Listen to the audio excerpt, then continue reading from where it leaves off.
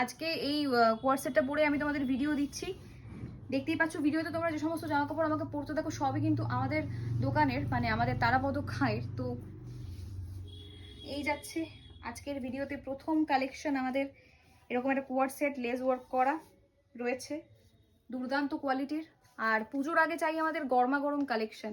এই কোয়ার্সেটটা তোমরা 5-6টা করে কালার পেয়ে যাবে, সঙ্গে তোমরা সাইজ পেয়ে যাচ্ছ এক্সেল আর ডবল এক্সেল। তো অবশ্যই চলে এসো কেনাকাটা করতে আমাদের তারাপদ খায়, পুজোর জন্য ব্যাগ ভর্তি করে কেনাকাটা করতে। ফ্যান অফ করেও আজকে তোমাদের ভিডিও কিন্তু আমি দেবই, যতই হোক পুজোর আগে তো আমাদের গরমা গরম কালেকশন চাই, তাই না?